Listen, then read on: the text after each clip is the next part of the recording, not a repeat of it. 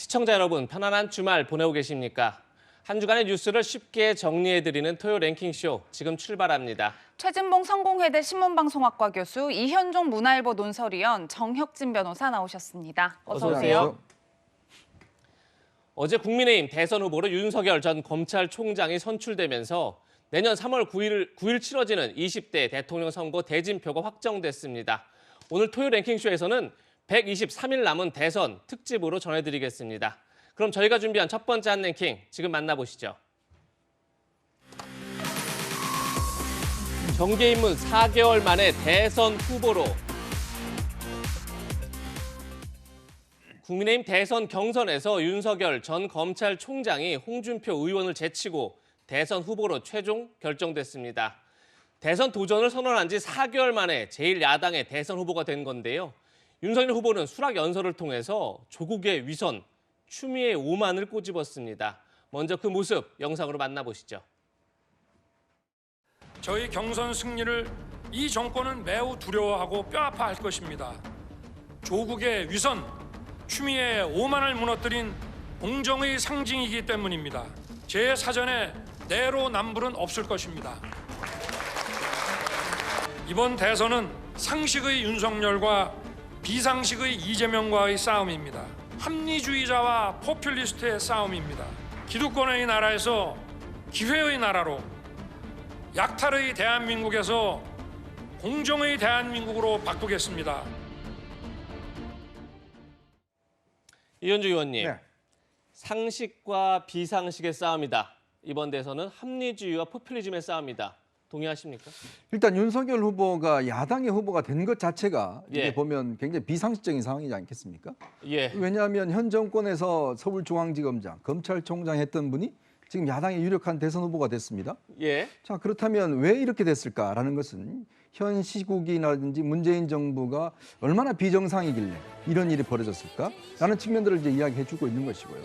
또 하나는 사실 문재인 정부에서 해놓은 이 부동산 이 가격 폭등이라든지 또 법치 훼손이라든지 이러한 어떤 이 포퓰리즘적인 정치에서 실제로 좀 정상화돼야 된다. 이런 예. 국민적 요구가 사실은 이 정치 입문 4개월밖에 안 된 더구나 야권지자 입장에 보면 공적이죠. 이명박 박근혜 대통령을 구속시킨 사람 아니겠습니까? 그런 사람을 대통령 후보로 내세웠습니다. 바로 그런 열망들이 있었기 때문에 윤 후보가 지적했던 이런 것들은 아마 내년 대선에 중요한 저는 프레임이 될 거라 봅니다. 예. 네. 이번에는 최진봉 교수님. 조금 전에 이현종 의원께서 윤석열 후보가 대선 후보가 된 것 자체가 지금이 얼마나 비상식적인지를 알 수 있다 이렇게 말씀하셨는데 어떻게 동의하십니까? 그러니까 비상식이 아니고 동의하는 부분은 예. 문재인 정부에 대한 실망감은 분명히 있어요. 그 부분이 일정으로 작용했다고 저는 봐요. 예. 이제 윤 총장을 그만두고 4, 5개월 만에 대선 후보 된 것 자체가 비상식이죠, 사실은. 일반적으로 이해하기 어려운 부분이 있습니다, 분명히. 후보가 된 게 오히려 네, 비상식이다. 그렇죠. 근데 그거는 아까 말씀드린 것처럼 현 정부에 대한 실망감이 그만큼 크다는 거 분명히 반증하는 거예요. 예. 일반적으로는 그렇게 해서 대선 후보 되기는 쉽지 않거든요. 그만큼 사실은 윤석열 후보 개인에 대한 기대감도 있겠지만 현 정부를 정말 혼내줄 사람을 찾고 있는 거라고 저는 보거든요. 그런 네. 부분들이 일정 부분 열망으로 들어와서 보니까 윤석열 후보가 저는 이제 당선될 수밖에 없었다, 선출될 수밖에 없었다고 생각을 하고, 다만 이제 뭐 아까 얘기했던 합리주의와 포퓰리즘은 이재명 지사를 지칭하는 것 같은데 예. 저는 이재명 지사가 포퓰리즘으로 보지는 않고 실용주의라고 생각해요. 아마 이제 두 분이 선의 경쟁을 통해서 국민의 마음을 얼마나 얻느냐, 이게 중요할 거라고 생각을 합니다. 네. 윤석열 후보에게 쏠린 당심이 결국 승패를 갈랐는데요. 어제 경선 결과부터 짚어보겠습니다. 최종 득표율부터 함께 보시면 윤석열 47.85% 그리고 홍준표 41.5%로 윤 후보가 6%포인트 정도 앞서면서 국민의힘 대선 후보자로 최종 확정이 됐습니다. 그런데 자세히 보시면 보시는 것처럼 여론조사에서는 홍준표 의원이 이렇게 10%포인트 정도 앞서고 있고요. 당원 투표에서 윤 후보가 홍 의원을 큰 격차로 따돌리면서 결국 최종 후보자로 선택이 된 건데, 정 변호사님, 결과가 이렇다 보니까 일각에서는 윤 후보가 확장성의 한계를 드러냈다, 이런 지적들이 나오고 있어요. 네, 종합적으로는 6.35% 이겼지만 그 여론조사에서는 10.26%가 뒤졌거든요. 그러니까 홍 후보가 거의 48.2%, 거의 그 여론조사의 절반 가까이 획득을 갖다 했는데, 이것은 제 생각에는 아마 윤석열 후보가 조금 전에 이현종 의원님께서 말씀하신 것처럼 정치에 있어서는 신인이다. 미숙한 점이 많이 드러났다. 그런데 이러한 실수가 계속이 되면은 상당히 큰 그 문제가 될 것이고 그동안에 이제 좀 경험이 쌓여가지고 실수를 잘 마무리한다면은 확장성도 있을 수는 있지 않을까 하는 생각이 들어서 이제 대선까지 한 120일 정도 남은 것 같은데 그 기간 동안에 신인으로서 어떤 그 모습을 보여주느냐에 윤석열 후보의 그 대통령이 될 것인지 여부가 결정될 수 있지 않을까 하는 생각이 듭니다. 네. 네, 검사 윤석열이 국민의힘 대선 후보가 되기까지 많은 일들이 있었죠. 국민의 머릿속에 자신을 각인시킨 윤석열 후보의 말들을 저희가 모아봤습니다. 영상으로 만나보시죠.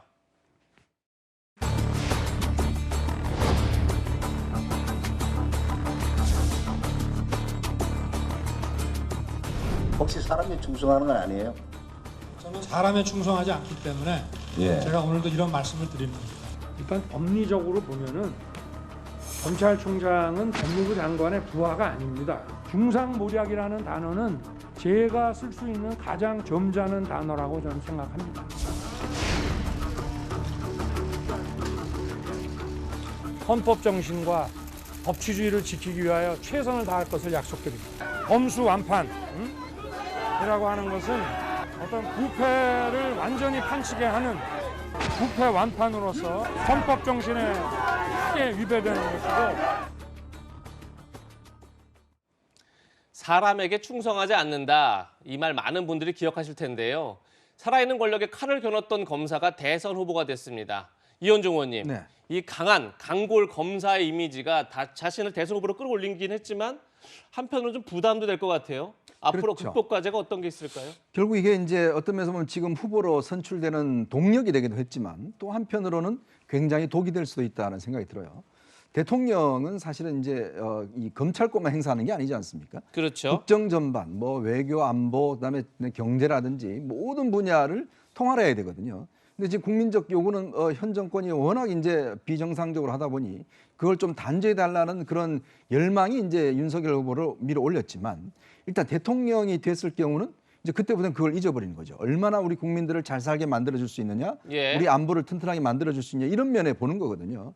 그러니까 윤 후보가 어떤 면에서 보면 지금 대선 가도에서는 상당히 이제 탄탄한 대로를 달리고 있지만 그 이유가 사실은 더 문제다. 대통령이 됐을 경우에. 그렇다고 한다면 저는 두 가지 키워드가 있다고 봅니다. 결국은 협치와 저는 인재 등용에 있다고 봐요. 협치와 인재 등용이요. 그렇습니다. 왜냐하면 지금 사실은 전국 구도를 보면 사실은 지금 여당이 저렇게 지금에서 어려움을 겪는 이유는 본인들이 독주했기 때문에 그렇거든요. 야당의 존재를 무시하고 독주했기 때문에 180석이라는 의석을 가지고 횡포를 부렸기 때문에 이런 결과가 나왔지 않습니까? 근데 만약에 야당이 정권 교체를 하더라도 의석 구조는 여전히 2년 동안은 똑같습니다. 그렇죠. 그렇다면 이런 국면을 해치기 위해서는 결국 협치 말고는 방법이 없습니다. 아마 사사건건 발목을 잡을 거예요. 이제 그걸 어떻게 뚫고 나가는지에 대한 문제고 그렇게 한 1, 2년 하다 보면 국민들은 실망할 겁니다. 아니 선출해줬는데 뭐 할 거냐. 자, 그렇다면 결국은 야당과의 협치 능력을 얼마만큼 보여줄 것이냐의 문제. 두 번째는 본인이 이제 검사 이제 출신이기 때문에 주변에 얼마나 다양하고 실력 있는 사람들을 함께 할 것인가. 그게 이제 안정감을 줄 거예요. 예. 결국 대선 본선에 가서도 이제 국민들은 점점 이제부터는 아마 검사총장 출신 윤석열이 아니라 검찰총장 출신 윤석열이 아니라 이제는 국정 전반을 운영하는 후보로서의 윤석열을 볼 겁니다. 그렇다면 주변에 얼마나 유능한 사람들이 많이 있고 이 사람들과 원활한 소통을 하느냐 바로 그 모습을 볼 거거든요. 이제 그게 앞으로 3월 9일 앞에서 국민들한테 보여줘야 될 본인의 진짜 실력이 아닌가 싶습니다. 네. 이재명 민주당 대선 후보는 어제 보수의 텃밭인 대구를 찾았는데요. 윤석열 후보를 향해선 선의의 경쟁을 하자고 말했습니다. 함께 들어보시겠습니다. 후보로 되신 거 축하드리고요. 우리가 정쟁이 아니라 어떻게 하면 우리 국민들의 삶을 더 낫게 만들고 우리 국가를 더 희망적으로 만들지 선의의 경쟁, 잘하기 경쟁을 했으면 좋겠습니다. 네, 이 후보는 축하의 메시지를 보냈지만 민주당 의원들은 이렇게 윤 후보를 향해 비판을 쏟아냈는데요. 김태년 의원은 SNS를 통해 역대 후보 중 가장 수준 낮은 후보다라고 비판을 했고 안민석 의원도 검찰공화국을 향한 포문을 열었다라면서 이렇게 강도 높게 비판을 하고 나섰는데 최 교수님 일단 이재명 후보와 민주당 의원들의 반응 조금 다른 것 같아요. 그렇죠. 이재명 후보는 이제 경쟁자잖아요. 그리고 첫날이잖아요. 당선되자마자부터 막 험한 말 하면 안 된다고 봐요. 저는 잘했다고 봅니다. 이재명 후보가 당선 축하드리고 선의 경쟁을 하자. 당연히 그렇게 해야죠. 그리고 이제부터 이제 본선 나가서 경쟁자가 결정됐으니 이제부터는 이제 싸움을 하겠죠. 싸움이라고 제가 표현했으니까 뭐 거칠게 싸울 수도 있고 아니면 서로가 서로를 공격할 수도 있고 그러지 않겠습니까? 그런 네. 부분은 충분히 가능하다고 보고요.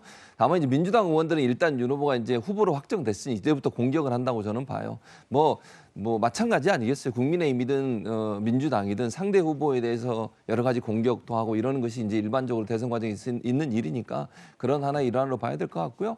아마 이제 두 분이 얼마나 국민의 마음을 얻느냐가 중요할 거라고 생각해요. 이제는.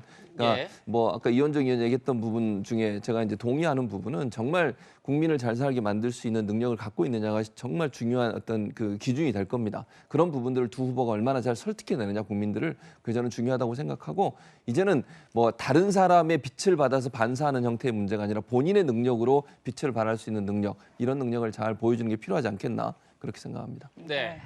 이 첫 번째 한랭킹 마지막 질문으로 이현정 의원께 이런 질문 드리겠습니다.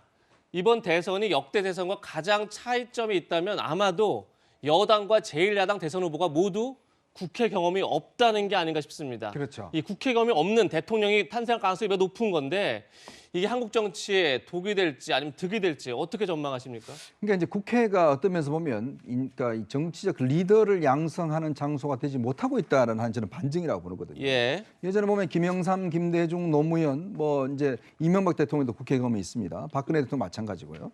여태 대통령 다 국회 경험을 거쳤습니다. 네. 더군다나 지금은 예전과 달리 대통령의 어떤 절대적 권한보다는 국회 입법 기능이 굉장히 강조시되는 부분이에요. 즉 대통령이 어떻게 국회를 잘 설득하냐에 따라서 국정 운영을 잘 할 수가 있는데 그러려면 국회 내부 시스템이나 그다음에 국회의원들과의 관계라든지 이런 게 이제 능해야 되는데 예. 문제는 두 분 다 지금 국회 경험이 없습니다. 그만큼 어떤 면에서 보면 국회가 실질적으로 대통령이라는 후보를 키우지 못하고 있는 거 아닌가. 이거는 국회의 어떤 정치적 능력, 정책적 능력이 지금 굉장히 떨어지고 있다는 저는 반증이라고 봅니다.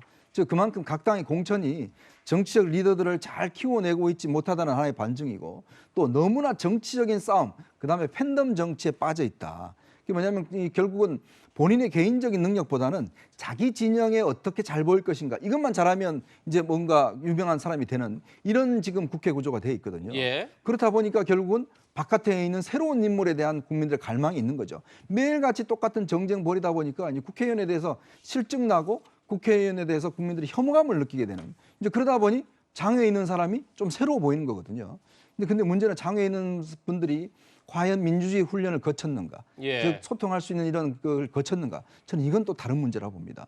이제 그랬을 경우에 두 사람 다 이제 어떤 한 분이 대통령이 되시겠지만, 과연 국회를 거치지 않았기 때문에 물론 뭐 잘할 수는 있겠죠. 그렇지만 사람들을 설득하고 정치라는 게 혼자 하는 게 아니지 않습니까? 그렇죠. 함께 하는 능력인데 국회를 과연 설득해낼 수 있을까? 그거는 여전히 의문점으로 남습니다. 네.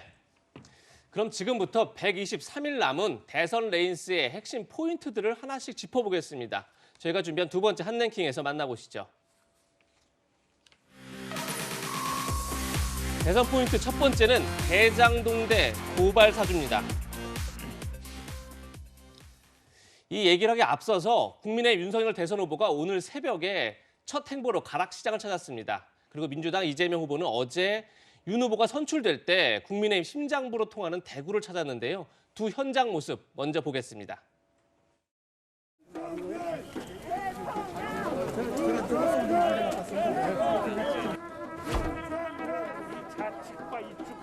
광주지검 근무할 때 내가 많이 먹었다. 밥도둑. 이거 하나 좀 살까 이거? 이거 뜯어가고 고추장에 찍어 먹으면 돈 있어요? 예. 우리 가락시장은 또 소비자인 우리 시민들의 그 생활하고도 밀접한 그런 곳입니다. 우리 민생 현장을 제일 먼저 가보자.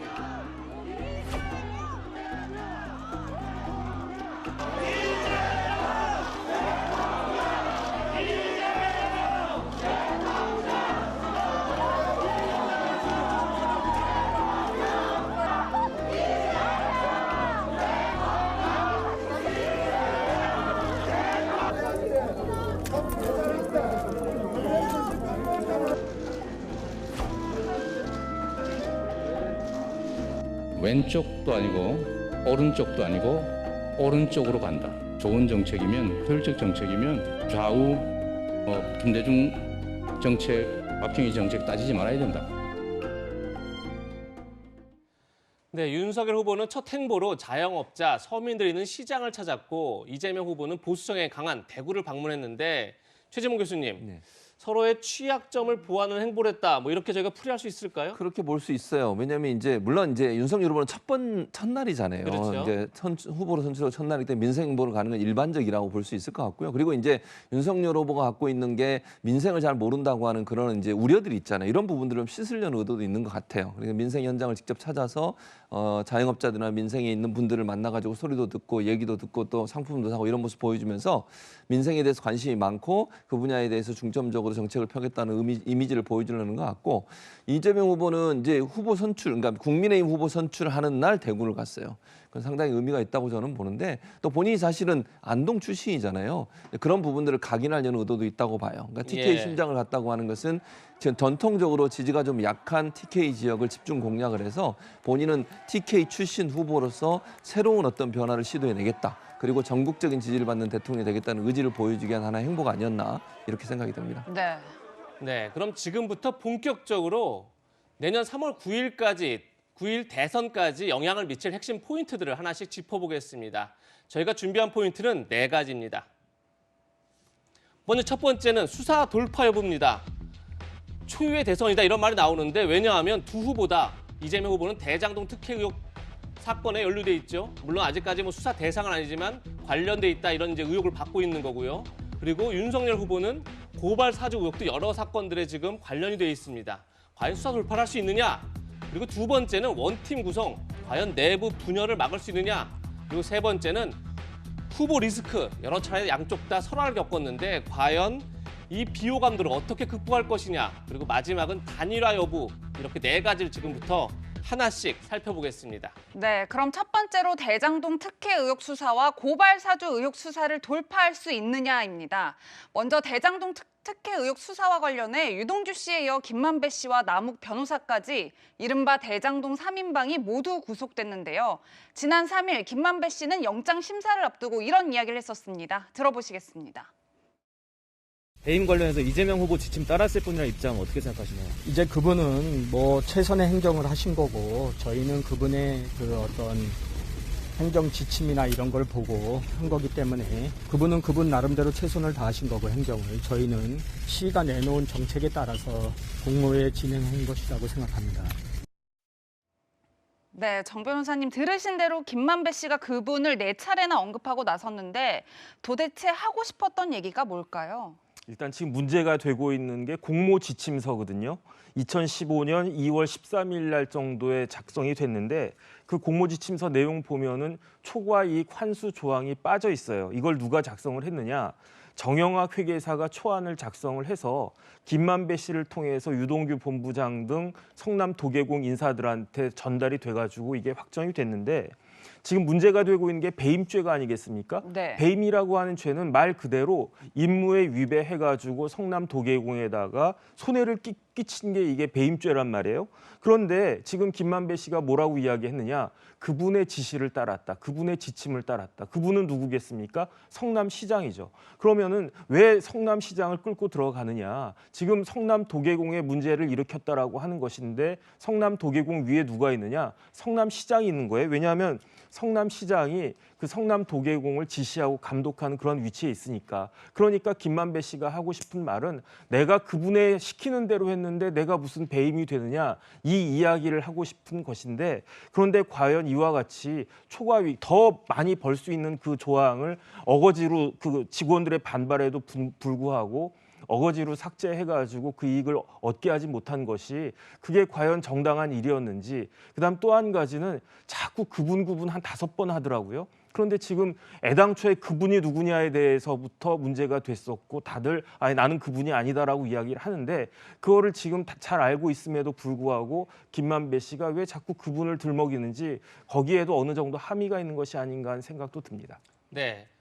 다만 방금 김만배 씨가 말한 그분, 그러니까 이재명 시장을 염두에 두고 이재명 후보를 염두에 두고 한 말인데 그것과 과거 정영학 회계사의 녹취록에 나왔다는 뭐 천화동인 1호의 배당금 수익의 절반은 그분 거다. 여기서 나오는 그분은 같은 분은 아니라는 점을 다시 한번 말씀드립니다.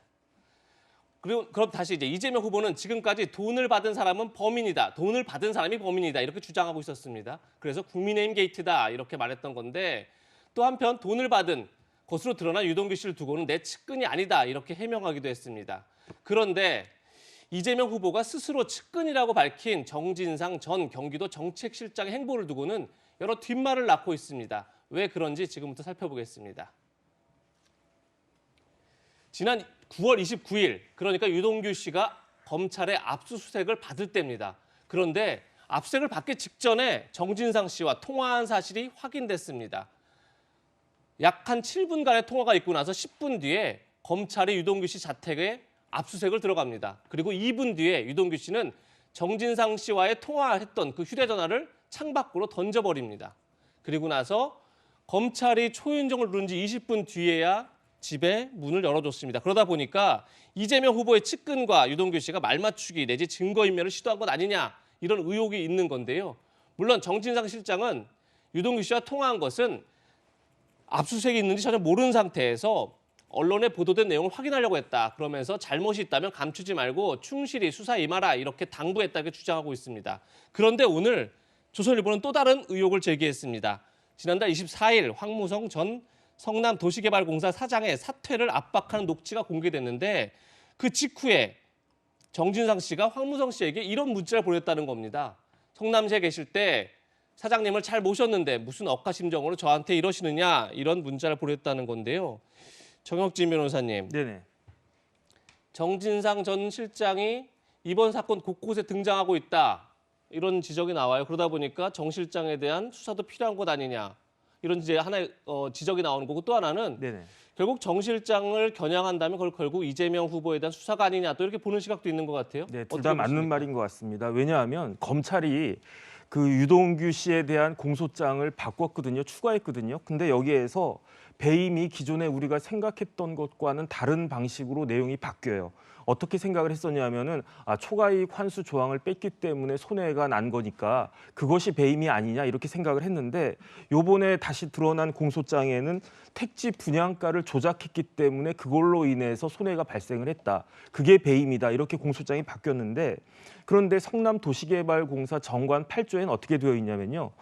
이 분양 가격과 관련해서는 굉장히 중요한 내용이기 때문에 사전에 시장에게 보고해야 된다라고 그렇게 규정이 되어 있습니다. 근데 이런 상황에서 정진상 씨가 유동규 씨가 그 검찰 수사관들이 들이닥치기 직전에 전화를 하고 그 뭐 이후에 여러 가지 상황들이 발생한 거 아니겠습니까? 그렇다라고 한다면 결국은 정진상 씨가 무슨 역할을 한 것이 아니냐 그런 의문이 들 수밖에 없는 거고 이 의문을 해소하기 위해서라도 정진상 씨를 소환해가지고 관련된 내용들을 물어봐야 되는데 그런데 정진상 씨가 또 뭐라고 이야기를 했냐면 왜 유동규 씨한테 전화를 했느냐 기존에 자기가 알고 있던 유동규와 지금 녹취록에 나오는 유동규가 너무 다른 모습이기 때문에 그 부분을 확인하기 위해서 전화를 했다라고 이야기를 하고요. 그다음에 여당의 어떤 의원이 오늘 신문을 보니까 이런 그 정진상 씨는 참모인데 참모가 그런 내용을 확인하는 것은 당연한 것이 아니냐 그렇게 말씀을 하셨더라고요.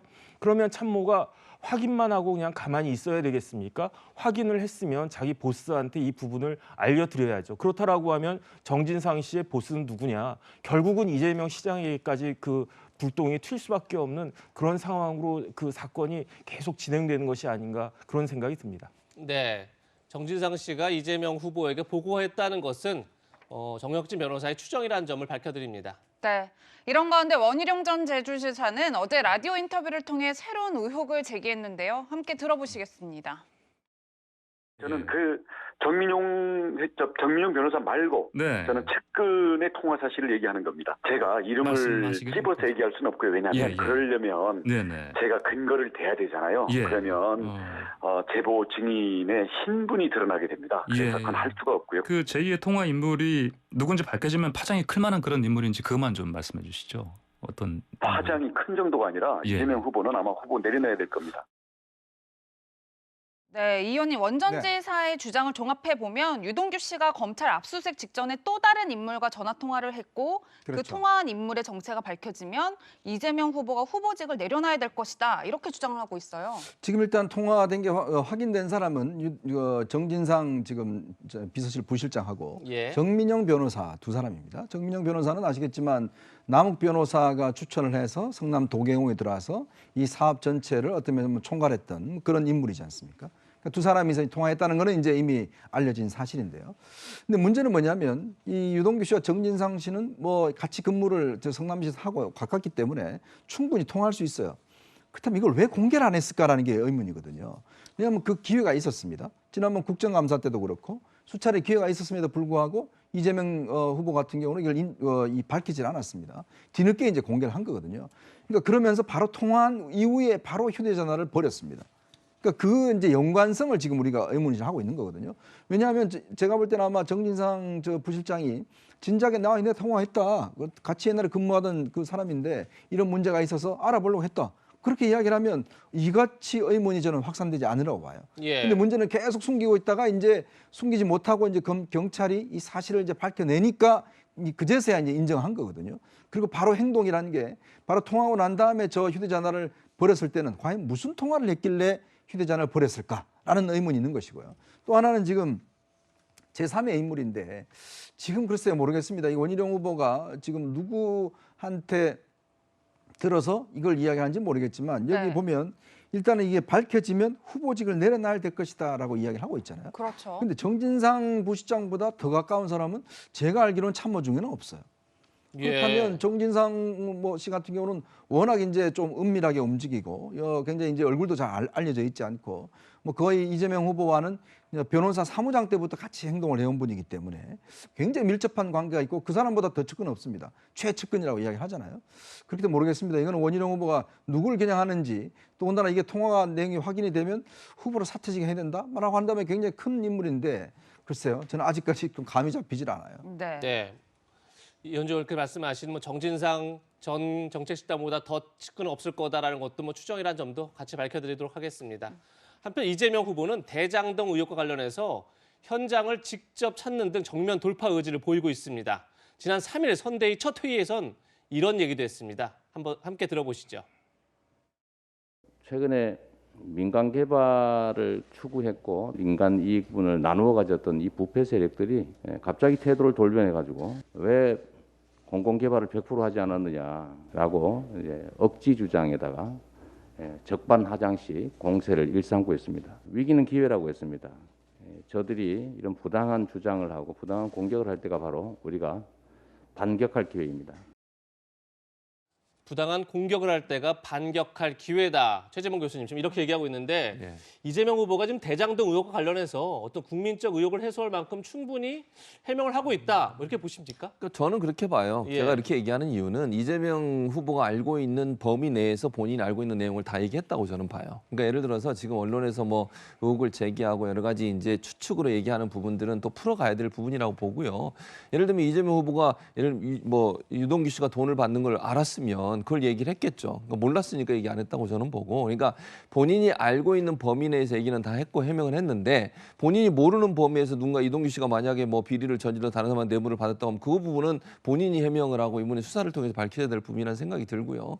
그런 점에서 본다고 하면 이제 앞으로 일어나는 여러 가지 의혹들에 대해서는 관련된 사람들이 부분에서 진상을 밝히거나 아니면 수사를 통해서 밝혀야 된다고 저는 생각을 하고, 아까 이제 얘기 나왔던 원희룡 후보 전 후보죠. 이제 전 지사라고 말씀을 드려야겠네요. 지금 그 있다고 자꾸 얘기를 하시는데 저는 밝혀야 된다고 봅니다. 저렇게 자꾸 밝히지 않으면서 뭐가 있는 듯한 얘기를 이렇게 얘기를 하시면 의혹만 커지는 거잖아요. 혼란만 불러일으키는 거고, 저는 제2의 인물이 있다면 반드시 밝혀야 됩니다. 누구인지 이름 밝히고요. 그래야만 이 의혹이 떨쳐지지 않겠습니까? 저렇게 그냥 뭔가 있는 것처럼 연기만 자꾸 피워가지고 국민들을 혼란에 빠뜨리는 거 저는 바람직하지 않다고 봅니다. 그래서 빠른 시간 안에 본인이 말씀하신 그 뭐 하차해야 할 정도라면 빨리 해야 되는 거 아닙니까? 그 정도의 파괴력이 있는 인물이라면 빨리 밝혀서 이거 정리를 해야지 어떻게 하겠다고 계속 말씀을 안 하시면서 저렇게 연기만 피우시는지 제가 잘 모르겠고요. 그런 부분들은 명확하게 밝히는 것이 국민 앞에 공직자로서의 도리가 아닌가 이런 생각도 듭니다. 네. 지금부터는 윤석열 후보를 둘러싼 고발 사주 의혹을 짚어보도록 하겠습니다. 고발 사주 의혹을 최초로 보도한 뉴스버스가 김웅 의원과의 전화 녹취를 추가로 공개했는데요. 직접 들어보시겠습니다. 거기 김건희 씨가 왜 들어가죠, 거기에? 이제 도이치모터스 주가 조작 사건 관련해서 이제 김건희 씨가 뭐 연루가 돼 있다 이런 보도 했었잖아요. 그거는 제가 봤었을 때 그거는 이제 어떻게 보면 검찰 측 입장에서 들어왔던 것 같고, 만약에 김건희 건이 있었으면은 저는 기억을 하든지 아니면 이게 왜 들어왔느냐라고 물어는 받겠죠. 근데 그렇죠. 네. 그거는 전혀 기억이 안 나고 그냥 온 것은 그냥 전달만 한 것 같고, 윤 총장 측 입장에서는 그 부분을 문제를 삼고 싶었을 수도 있겠지만은 저는 뭐 거기에 대해서 전혀 관심이 없었으니까. 그래서 한동훈 검사장도 피해자라는 내용도 들어있거든요. 그거는 제가 보기에는 뭐 그쪽의 입장을 좀 전달을 해준 것 같네요, 저한테. 그래서 저는 그걸 받아서 그냥 그대로 패스만 해준 것 같고. 그 내용을 보시면 알겠지만은 뭐 윤석열이 지시를 했다랄지 그 사람과 협의를 했다는 내용은 전혀 없지 않습니까? 제가 받았던 많은 제보와 마찬가지로 제보자와 그리고 그 경위에 대해서는 제가 정확하게 기억을 하지 못합니다. 네, 정 변호사님 함께 보셨지만 김웅 의원은 쭉 지금 고발장을 누구에게 전달받았는지 기억이 안 난다는 입장이에요. 그런데 앞서 보신 녹취록만 보면 뭐 이번 사건의 새로운 증거물이 될 수 있다. 저희가 이렇게 평가할 수 있을까요? 글쎄요, 지금 보니까 김웅 의원이 뭐라고 이야기하고 있냐면 제가 보기에는 그쪽 입장을 전달해 준 것 같다. 얼핏 보면 이게 제3자적인 입장에서 이야기를 하는 것 같은데, 그럼에도 불구하고 저는 어떤 생각이 드냐면 김웅 의원이 지금 누군지 전혀 관련된 사람들이 기억이 나지 않는다는 이야기 아니겠습니까? 그런데 김웅 의원이 어떤 사람이었습니까? 20년 동안 검사를 했던 사람인데, 검사가 어떤 일을 하는 사람이냐면요, 저런 일들을 밝히는 것을 평생 그 밥만 먹고 업으로 하는 그런 사람인데, 자기가 본인이 당사자였는데도 불구하고 아직까지도 기억이 안 난다? 이건 솔직히 말하면은 저는 납득이 가지는 않는다.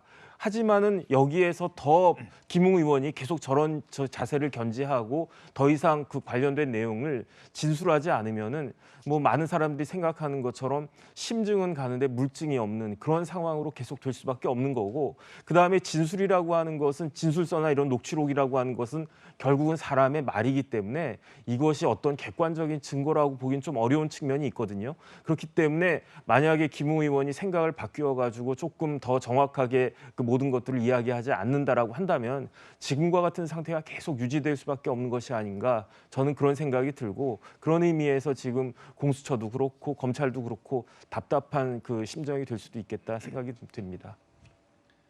네, 윤석열 전 총장은 고발 사주 의혹과 관련해서 정치 공작이다 이런 주장을 펴고 있는데요. 어제 후보로 선출된 뒤에도 이런 입장을 밝혔습니다. 같이 들어보시죠.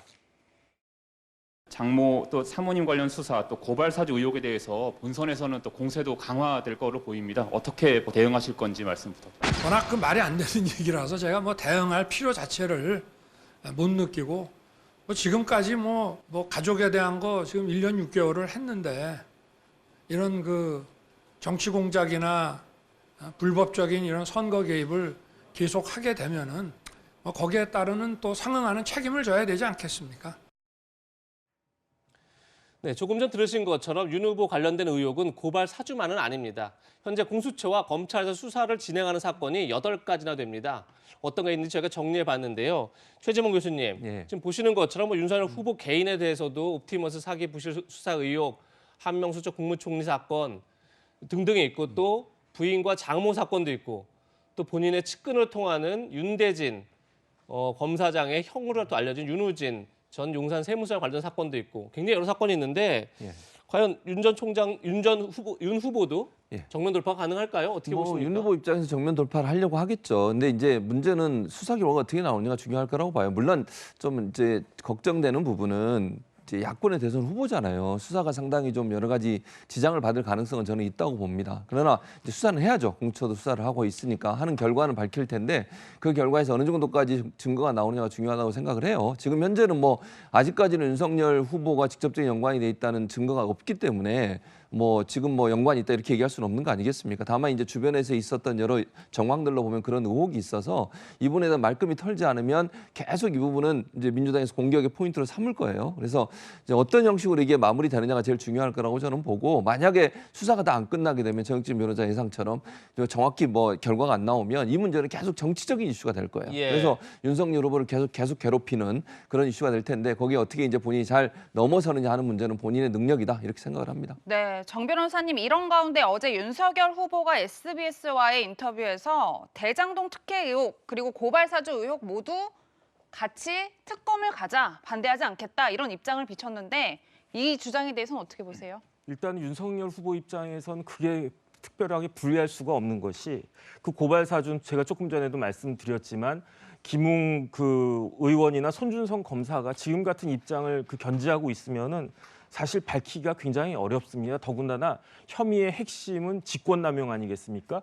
그렇다라고 한다면 직권남용죄에 관련해 가지고는 누가 고발장을 작성했는지를 반드시 밝혀야 되거든요. 그런데 그게 과연 가능할까? 그다음에 또 저는 어떤 생각이 드냐면, 그 두 건의 고발 중에 한 건은 실행도 안 됐고 또 한 건은 유죄가 나왔기 때문에 뭐 고발한 것이 그렇게 큰 문제가 되느냐, 이런 식으로까지 이야기가 번질 수 있단 말이죠. 반면에 대장동 사건은 지금 검찰이 어떻게 보면 거의 조롱을 받는 수준까지, 수사 의지를 떠나서 수사할 능력이나 있는 것이냐 이런 이야기가 들리고 있지 않습니까? 그 말은 뭐냐면, 제대로 수사를 한다면 사람들이 생각한 것보다 더 이상의 어떤 결과가 나올 수 있는 것이 아니냐, 이런 생각들이 지금 들어가고 있는 거기 때문에 윤석열 후보 입장에서는 그 두 가지를 같이 하면은 나는 뭐 나쁘지 않다, 나는 땡큐다 이렇게 생각을 하고 있는 것 같습니다. 예, 정혁진 변호사 의견까지 들어갔습니다. 정 변호사와는 여기서 인사드리겠습니다. 고맙습니다.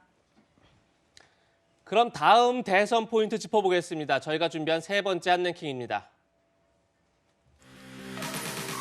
대선 포인트 두 번째는 내부 분열을 막아라. 예, 저희가 살펴볼 두 번째 포인트는 여야의 원팀 구성 여부입니다. 과연 원팀을 구성할 수 있느냐, 이 여부인데, 얼마 전까지 민주당의 과제였죠. 그런데 지금은 국민의힘 또한 경선 후유증을 극복하는 게 시급한 과제다, 이렇게 꼽히고 있습니다. 어제 국민의힘 대선 경선에서 패배한 홍준표, 유승민, 원희룡 세 경선 후보는 한 목소리로 결과에 승복하겠다 이렇게 밝혔는데요. 그 목소리 들어보시죠.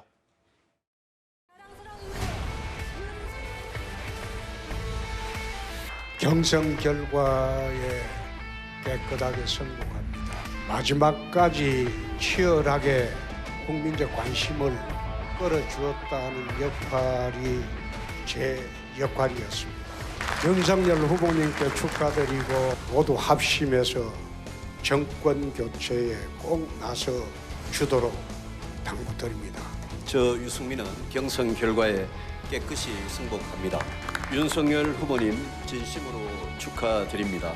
저는 오늘부터 국민의힘 당원의 본분으로 돌아가서 대선 승리를 위해서 백의종군하겠습니다. 이번 경선에서의 패배는 저 유승민의 패배일 뿐 지지자 여러분의 패배가 아닙니다. 저 원희룡도 깨끗이 승복합니다. 이제 후보가 되신 윤석열 후보께 진심으로 축하드리고, 저 원희룡 역시 여러분과 함께 최선의 역할을 다하기 위해서 모든 것을 바치겠습니다. 가장 관심은 홍준표 의원의 입장이 아닐까 싶은데요. 조금 전 들으신 것은 경선 결과에 깨끗이 승복하겠다 이렇게 밝혔지만, 그 직후 올린 SNS에 이런 글을 남겼습니다. 민심과 거꾸로 간 당심이다. 제 역할은 여기까지다. 국민 여론이 예상대로 10.27%나 이겼으나 당심에서 참패했다. 이런 의견을 밝힌 건데요. 하종대 기자 나오셨는데요. 하종대 기자, 예. 제 역할은 여기까지다. 이 얘기는 선대위에는 참여하지 않겠다. 이렇게 들리기도 하는데 어떻게 들으셨습니까? 예. 제 역할은 여기까지다. 그 얘기하고 또 페이스북에 백의종군 하겠다 했다가 이제 지웠단 말이에요. 그래서 예. 백의종군은 어쨌든 어떤 형태로든 선거에서 전체 이제 본선에서 이제 역할을 하겠다 이런 얘기인데, 그걸 지운 것이 과연 그러면은 전혀 역할을 안 하겠다 이런 얘기인가, 이런 좀 의심을 할 수가 있는데, 어쨌든 홍준표 후보는 어제 바로 이제 결과가 나오자마자 오후에 대구로 내려갔거든요. 지금 대구에 내려갔으니까 아마도 그 이후에 오늘 정도에는 아마 윤석열 후보하고 서로 통화를 나누고 이렇게 할 것 같은데, 만약에 맡게 된다면은 지금 이제 김종인 전 비대위원장을 모셔가지고 총괄 선대 본부장을 맡게 되면 거기서 뭐 공동선대위원장에 뭐 이렇게 수락을 한다면 이렇게 맡길 수는 있을 것 같은데 예. 그럼에도 불구하고 홍준표 전 후보가 이제 어떤 적극적인 역할 그리고 매우 전체 선대위에서 공동선대위 구성하는 데 있어서 그런 역할은 맞지 않지 않을까. 그러니까 뭘 맡는다고 하더라도 그 역할이 매우 중요하다 이렇게 보기는 좀 어렵다. 다만 이제 홍준표 전 후보 같은 경우에는 이걸 어떤 걸 뭐 맞느냐 이런 거에 따라서 더불어민주당 같은 경우는 지금 이제 거기 지지자들이 잘 안 움직이는 그런 상황이거든요. 예를 들면 이낙연 후보를 지지했던 사람들 근데 국민의힘 이 경선에서는 홍준표 후보가 어떤 그 제스처를 쓴다고 하더라도 그 지지자들에게 미치는 영향이 그렇게 크지는 않을 것이다 이렇게 예상을 하고 있습니다. 네. 예, 크지 않을 거라는 하종대 기자의 개인적 의견이라는 점 밝혀드립니다. 윤석열 후보가 선출되면서 주목받는 사람이 또 있습니다. 바로 김종인 전 비상대책위원장인데요. 윤 후보는 김 전 위원장에게 총괄 선대위원장을 맡기는 방안을 검토 중인 것으로 알려졌습니다. 문제는 홍준표 의원과 김 전 위원장의 관계일 텐데요. 과거 두 사람의 발언 들어보시겠습니다. 총괄 선대위원장으로 김종인 전 비대위원장이 계속 거론이 되고 있고 영입 의사 있으신지 또 어떻게? 경선 과정에서도 어떤 유익한 조언도 해주시고 그래서 도와주실 거로 생각은 하는데 이재명 민주당 후보 대 윤석열 후보의 아마 경쟁이 될 거라고 저는 생각하고 있기 때문에 그런 방향으로 결정되지 않을까 생각해요. 또 한 분의 도사가 나왔네. 그 영남당원들은 김종인 위원장님을 좋아하지 않습니다. 아마 당내 경선에 미칠 영향은 거의 없습니다. 네, 이 의원님 김종인 위원장이 들어오는 건 거의 확실해 보이는데 홍준표 의원과 김종인 위원장의 이 원팀 가능해 보이세요? 글쎄요. 뭐 형식적으로 원팀은 가능하겠지만 마음으로 원팀이 가능하겠습니까? 어쨌거나 그 악연이 있는 상황이고요. 근데 김종인 위원장은 뭐 사실은 경선 과정에서부터 윤석열 후보 캠프에 뭐 사람을 보내서 직접 개입하기도 했습니다. 예. 제가 볼 때는 아마 그러니까 총괄선대위원장 맞는 게 거의 확실해 보이는데 문제는 이제 권한이겠죠. 얼마나 많은 권한을 그 김종인 전 위원장에 줄 것인가. 이게 상당히 이제 논란이 될 수가 있을 거예요. 왜냐하면 인선 권한, 그다음에 뭐 만약에 이겼을 경우에 대선에 이겼을 경우에 예를 들어서 여러 가지 권한이 있지 않습니까? 예. 뭐 여기까지도 사실은 김종인 위원장이 행사할 가능성이 높다라고 본다고 한다면 그게 좀 갈등의 소지가 있을 수는 있고요. 또 하나는 저는 홍준표 지금 의원 같은 경우에 이 선거란 게 그렇습니다. 이번 선거를 보면 홍준표 후보가 26년 동안 당 생활을 했다고 그러잖아요. 근데 결과를 보면 굉장히 좀 안 좋은 결과가 나왔지 않습니까? 크게 이제 당심을 못 얻는 결과가 나오는데 왜 그랬느냐? 사실은 홍준표 후보는 당내에 본인 측근들이 없습니다. 그게 본인은 개판을 안 만든다고 그러지만 안 만들고 싶어서 안 만드는 게 아니라 없어서 안 만드는 거예요. 그렇게 본다면 저는 이 패배했을 때의 홍준표 후보가 어떤 행동을 하느냐는 굉장히 중요하다고 봅니다. 예. 생각해 보십시오. 안철수 대표가요. 예전에 문재인 대통령하고 선거하면서 선거 투표날 미국 가버렸어요. 그 이후로 상당히 어떤 면에서 보면 지지 자체가 떨어졌습니다. 마찬가지입니다. 지금 홍준표 대표가 20, 30대 내가 지지를 받았기 때문에 내가 많은 뭐 이제 그 지지를 많이 받았다라고 하지만 당내에서는 싸늘합니다. 그렇다면 왜 싸늘할까? 결국은 패배자가 앞으로 당에 어떻게 기여를 하느냐. 저는 거기에 있다고 보는 거거든요. 그러니까 본인이 지금 뭐 백의종군 하겠다, 뭐 직을 안 하겠다고 그러는데 지금 정치를 그만두실 게 아니면 제가 볼 때는 본인은 당에 절대적으로 기여를 해야 된다. 그래야지만 저는 미래가 있다고 봐요. 만약에 이번에도 본인이 예를 들어서 그냥 참석하지 않고 관망만 한다고 그러면 다음에도 저는 별 미래가 없다고 봅니다. 그게 홍준표 대표가 가지고 있는 가장 큰 문제점이고요. 그렇다면 저는 아마 합류를 할 겁니다. 그리고 본인이 얼마만큼 역할을 하느냐에 따라서 이후에 여러 가지 길이 있지 않습니까? 네. 그걸 아마 홍준표 전 대표도 이번 지금 결과를 보면 왜 내가 당심을 못 얻었는지 그 부분을 정말 뼈저리게 생각해야 될 부분이 있는 것 같습니다. 네. 홍준표 의원이 만약 선대위에 합류하지 않는다면 윤석열 후보가 취약점을 꼽히는 20, 30, 40 젊은 표심이 흔들리는 것 아니냐 이런 지적도 나옵니다. 과거 홍준표 의원은 윤석열 후보를 두고 398 후보다 이렇게 비판했었죠. 그 목소리 들어보시죠. 후보님 참 언짢겠지만 398이라는 후보라는 그 이야기 들어보셨죠? 20대에는 3%, 30대에는 9%, 40대에는 8%. 그거 가지고 본선 치르기 어렵습니다. 그러면 이게 소위 이제 뭐 홍준표라고 안 하고 꿔준표라 그래서 본선에 가서는 전부 민주당 찍을 사람들인데 그걸 확장성이라고 생각을 하십니까?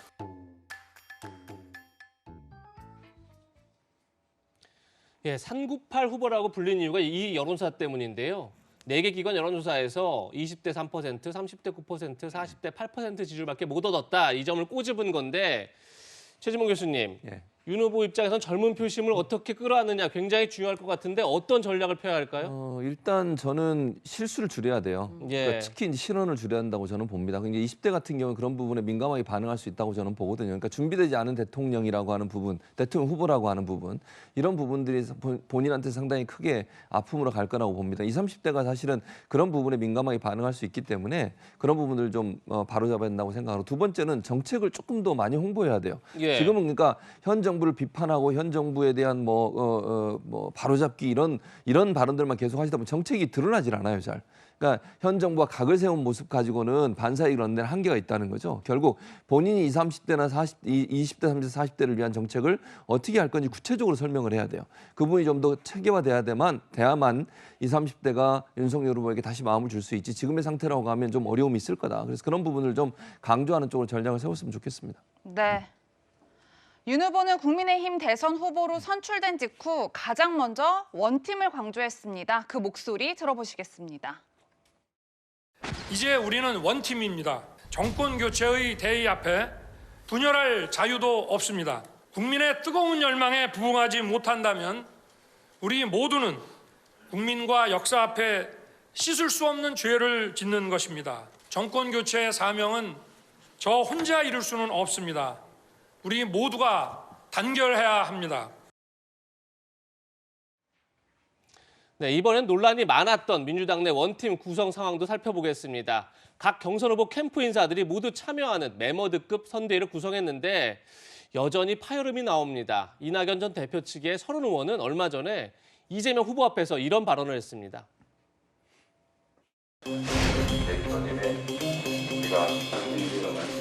국민들은 어떤 대통령을 뽑을 것인가, 진실한 대통령을 뽑을 거라는 첫째 생각이 듭니다. 저는 지금 나와 있는 대통령 후보들을 보면은 큰 차이가 있는 것 같지가 않습니다. 다 그만그만 약점이 있고 그만그만 장점이 있는데 우리가 얼마나 후보를 잘 내세워서 국민들께 호소해내느냐에 따라서 성공의 길로 갈 것이라 생각을 합니다.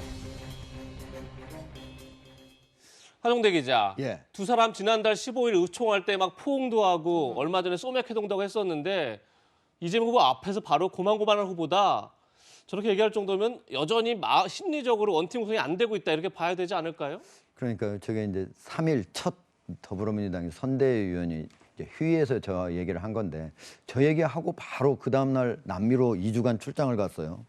그러니까 이제 과연 제대로 된 원팀이 된 거냐 이런 얘기가 나오고 있는데 전날 이제 세 가지를 얘기를 했어요. 하나는 후보가 이게 진실해야 된다. 그리고 또 하나는 유능해야 된다. 그리고 이제 지혜로워야 된다. 이 세 가지를 얘기했는데 거기에서 지금 이재명 후보로 확정된 다음에 이 세 가지를 얘기하면서 이게 가장 기본적인 가치인데 이거를 우리가 잘 생각하고 가야 된다. 이런 얘기를 하고 기자가 어떤 의미냐 하니까 그 해석은 스스로 해라 하고 얘기를 안 했단 말이에요. 그러니까 네. 과연 이게 진짜 제대로 원팀을 하겠다고 하는 건지 이런 이제 의문이 있는데 그것뿐만 아니고 이런 상황에서 사실은 이제 더불어민주당 내부의 지지자들 사이에서도 아직도 여전히 이낙연 후보를 지지했던 사람들 일부가 지금 상당수가 이제 가지 않고 있으니까 더불어민주당은 상당히 고심일 거고 제가 보기엔 이재명 후보로서도 이게 지금 가장 큰 고심일 거다. 이걸 어떻게 해결할 것인가 이재명 후보가 상당히 앞으로 이걸 고심하고 빨리 시급히 해결책을 내놔야 될 것으로 보입니다. 네. 민주당 내 원팀 구성의 또 다른 장애는 이재명 후보가 추진하는 전국민 재난지원금 추가 지급이 아닐까 싶습니다. 현재 권력과 미래 권력이 충돌하고 있다는 평가까지 나오고 있는데요. 전국민 재난지원금 지급과 관련해 정부 관계자들은 공개적으로 반대 입장을 밝혔습니다. 들어보시겠습니다. 전 국민들의 삶을 보살피고 경제도 활성화할 수 있는 재난지원금의 추가 지급 문제도 적극적으로 추진해 주시길 부탁드립니다. 현재로서는 뭐 당장 뭐 재정은 여력이 없죠. 뭐 다만 뭐 후보께서 공약을 한 거야. 저희 정부로서는 뭐 뭐라고 드릴 말씀이 없죠. 막 여기저기서 무슨 저 어디 이 주머니 저 주머니 막 뒤집으면 돈이 나오는 그런 상황은 아니지 않습니까? 초과 세수는 우리 국민들의 고통 위해서 발생한 것이기 때문에 고통받는 국민들을 위해서 최대한 쓰이는 게 좋겠다는. 재적이라는 게 정말 귀한 거 아닙니까? 예. 그리고 과연 이게 옳은 방식이냐에 대해서 아직까지 합의를 못 이루고 있지 않습니까? 전 국민한테 이렇게 드리는 그런 방식보다는 이와 같은 맞춤형으로 필요한 계층과 대상에 대해서 집중적으로 드리는 것이 훨씬 더 효과적이지 않을까. 네, 최 교수님 보신 것처럼 총리가 나서서 재차 여력이 없다라고 못 받고 있지만 이 후보는 물러서거나 타협하지 않겠다 이렇게 맞받았어요. 어떻게 해결이 될까요? 뭐 합의를 할 거라고 봐요, 저는. 물론 이제 양측의 의견이 좀 충돌하고 있기 때문에 서로가 서로의 입장을 이해하고 대화하는 과정을 통해서 이제 예산 심의를 하고 있지 않습니까? 예. 이번 올해는 아닌 것 같고요. 아마 예산 심의를 해서 내년에 지급할 것 같아요. 근데 지급을 어떤 형식으로 할 거냐는 제가 볼 때 합의가 이루어질 거라고 봅니다. 물론 지금은 서로의 입장을 얘기하는 단계이기 때문에 이런 부분들이 자꾸 오랫동안 노출되는 건 바람직하지 않다고 보고요. 그래서 아마 정부하고 또 선대위하고 이런 부분들을 논의하고 민주당이 논의를 해서 좋은 방법을 찾을 거라고 봅니다. 뭐 어떤 형태로든 국민들에게 도움이 될 수 있는 방향으로 결정되지 않을까 그렇게 예상이 됩니다. 네, 3월 9일 내년 대선까지 그럼 마지막 포인트는 어떤 게 있을지 다음 네 번째 한랭킹에서 만나보시죠. 다음 포인트는 오피스 대 전두환입니다. 이재명, 윤석열 후보의 대선 승리 포인트 세 번째는 바로 이겁니다. 후보 리스크.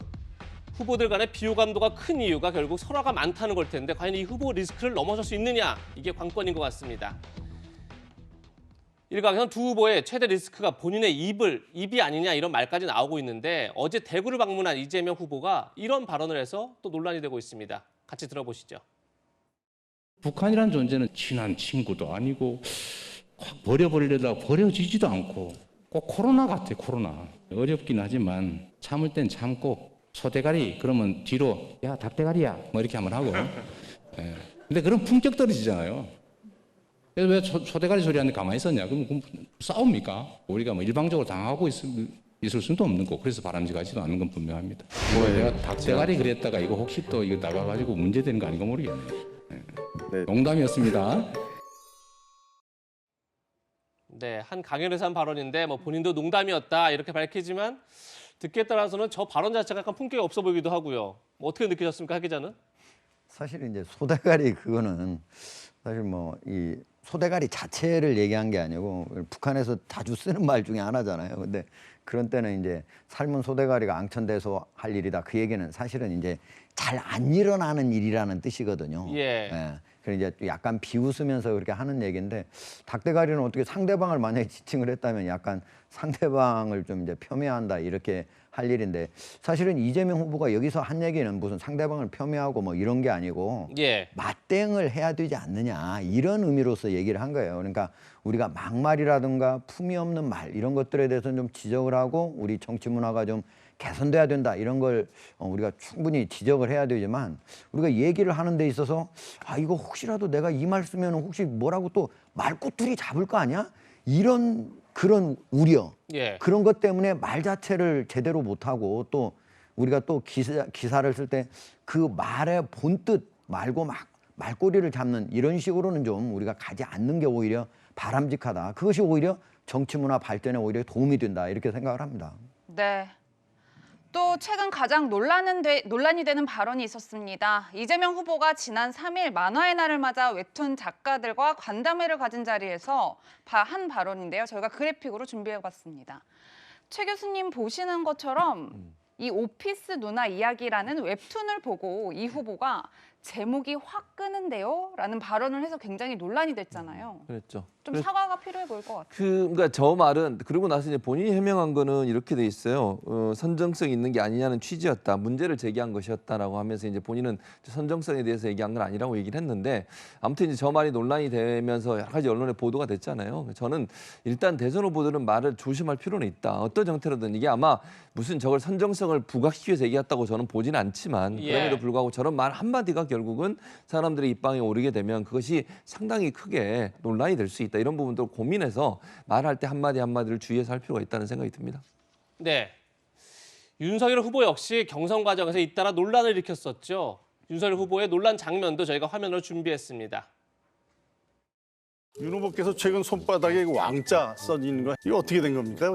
열성 할머니 지지자 할머니가 써주셨다는 거.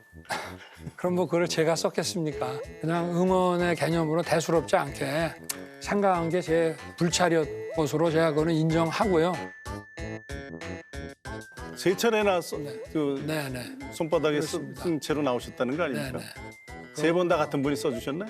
우리 아파트에 예. 그 이렇게 몇 분이 이렇게 계속 몰려다니시는데 두 번은 뭐 좀 작게 써주셨고 세 번째는 좀 크게 썼는데 국민들 미안하게 시선에 됐습니다.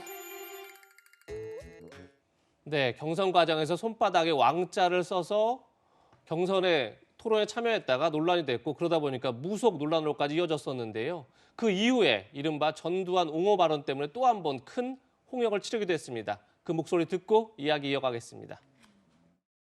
뭐 전두환 대통령이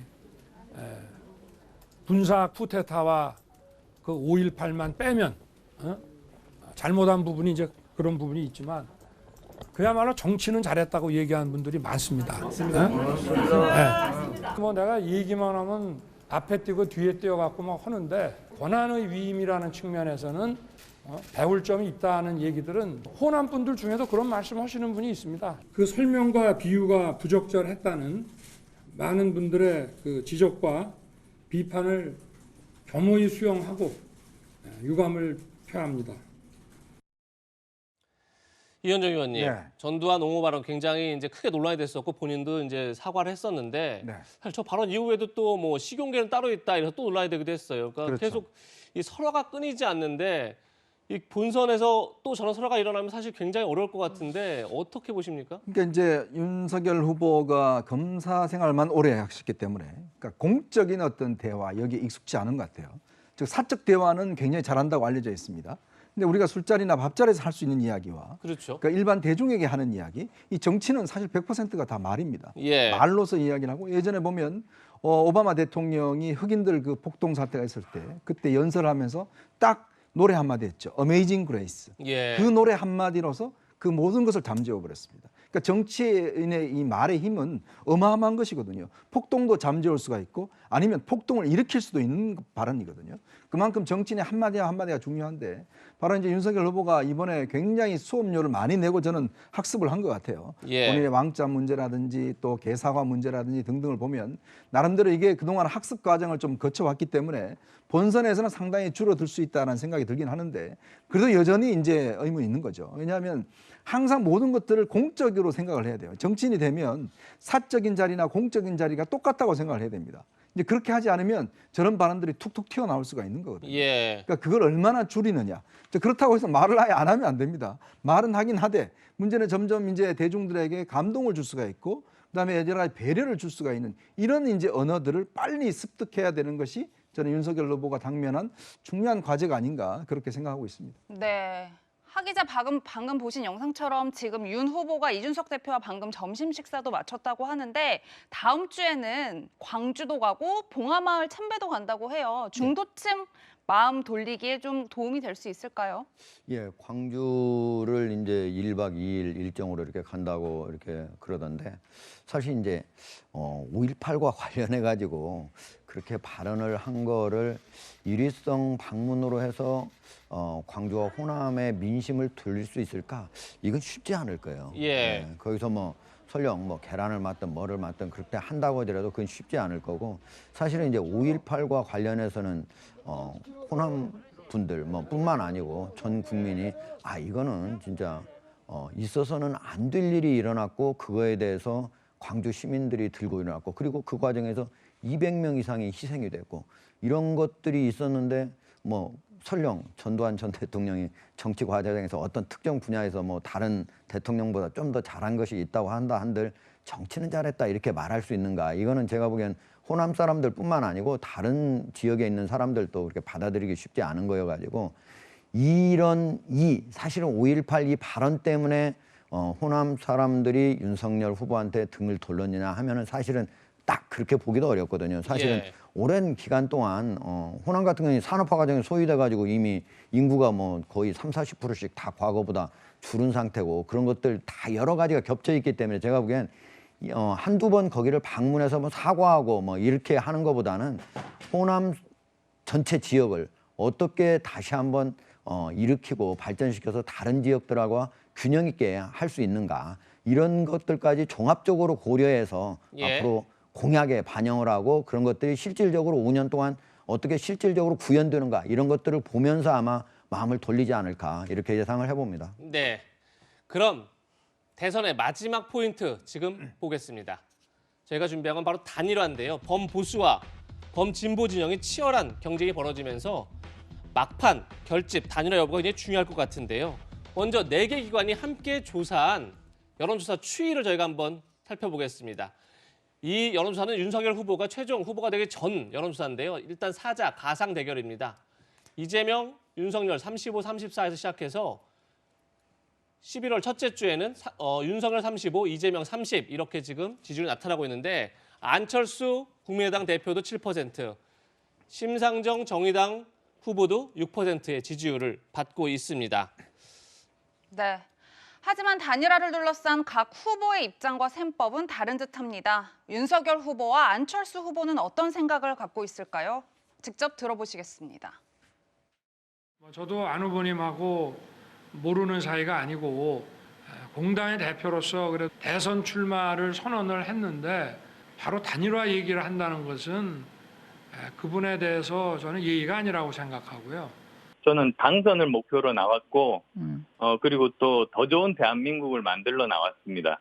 그리고 제가 정권 교체의 주역이 되겠습니다. 정권 교체라고 하는 그 대의 명분에 대해서 큰 책임과 또 공감을 하고 있기 때문에 저희는 뭐 큰 틀에서 야권의 그 통합이라는 그림이 그려질 수 있을 것으로 기대하고 있습니다. 정권 교체를 위해서 제1야당 후보가 되신 분이 양보를 해주신다면 예. 그러면 충분히 압도적인 정권 교체가 가능하게 되겠죠.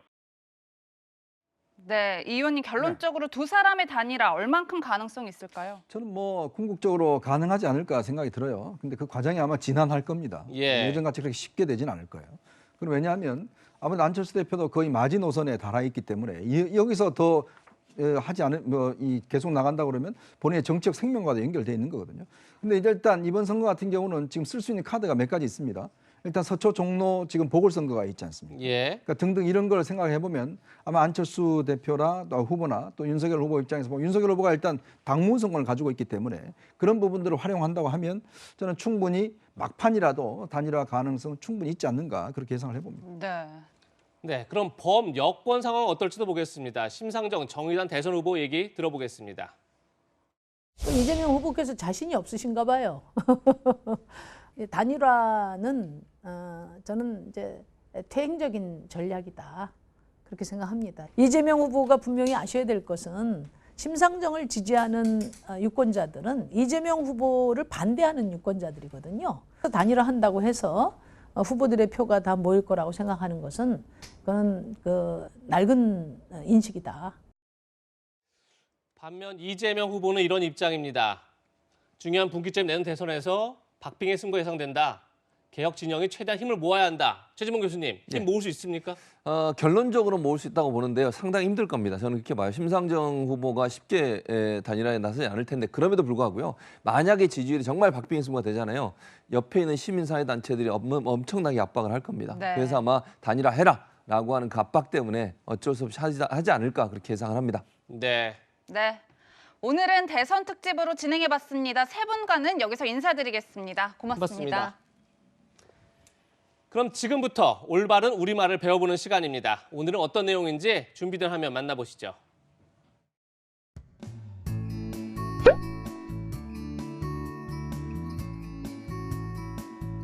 안녕하세요. 부동산에 오신 걸 환영합니다.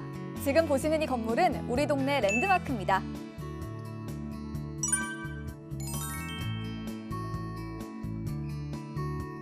지금 보시는 이 건물은 우리 동네 상징 건물입니다.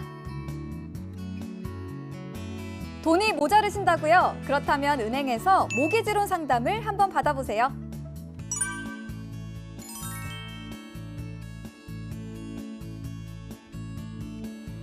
돈이 모자르신다고요? 그렇다면 은행에서 주택담보대출 상담을 한번 받아보세요. 오래된 아파트지만 리모델링이 된 집이니 걱정하지 마세요.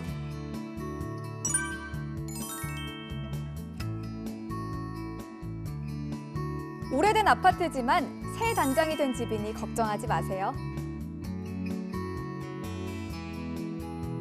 보기만 해도 복잡한 부동산 용어들, 이제는 우리말로 쉽게 써봐요.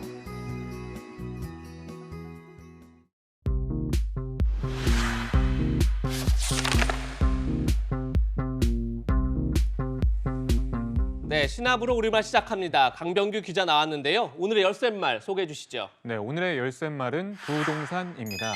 집값은 끝없이 오르고 규제는 수시로 달라지고 최근 몇 년간 전 국민의 눈과 귀를 사로잡고 있는 최대 이슈죠. 하지만 뉴스를 접할 때마다 익숙하지 않은 외국어 표현으로 이해가 어려우신 분들 참 많으셨을 겁니다. 오늘 이를 우리말로 순화시켜보자는 취지에서 준비해봤습니다. 네, 그럼 어떤 사례들이 있는지 좀 소개해 주세요. 네, 첫 번째 단어는 패닉 바잉입니다. 아마 올 한 해 부동산 시장에서 가장 많이 들린 단어가 아닐까 싶은데요. 예. 패닉 바잉이란 가격 폭등이나 물량 부족 등 심리적 불안감으로 물건을 소비하는 추세를 일컫는 말인데요. 부동산 시장에서도 같은 맥락으로 쓰임입니다. 더 이상 집을 살 수 없을 것이란 불안감, 공포심에 주택을 매매하는 현상, 이제 패닉 바잉 대신 공황 구매 혹은 공포 구매로 표현해보는 것이 어떨까요? 네. 영혼까지 끌어모아서 대출을 받는다라는 뜻의 영끌도 참 많이 썼잖아요. 네, 그렇죠. 그러다 보니까 무리한 대출로 되려 빈곤하게 살게 되는 경우를 일컫는 하우스 푸어에 대한 우려 목소리도 동시에 커졌는데요. 외래어 대신 내 집 빈곤층으로 순화시켜 사용하는 것이 좋겠습니다. 네, 강 기자, 저는 주변에서 갭 투자 이런 말도 참 많이 들었던 것 같은데 어떤 뜻인가요? 네, 예를 들면은 이제 전세 매매가가 5억이면 이제 전세가 4억 5천으로 들어있을 경우 남은 5천만 원만 내고서 집을 사는 경우를 말하는데요. 예. 갭 투자도 정말 많이 들어보셨죠? 간단히 말해 시세 차익을 노린 투자 방식인데 네. 영어식 표현 갭 투자 대신 시세 차익 투자로 표현한다면 훨씬 이해가 빠르겠죠. 네, 이 외에도 건축 용어 중에서도 외래어가 참 많잖아요. 네, 맞습니다. 언젠가부터 부동산 개발업자는 디벨로퍼, 안전은 세이프티, 붙박이 혹은 설치형 가구를 빌트인으로 사용하게 됐는데요. 네. 다시 우리말로 순화시켜 사용하려는 노력이 필요하겠습니다. 네. 네, 강병규 기자 잘 들었습니다. 저희는 60초 광고 뒤에 돌아오겠습니다. 네, 저희는 다음 주 토요일 더욱 알찬 내용으로 찾아뵙겠습니다. 시청해주신 여러분 고맙습니다.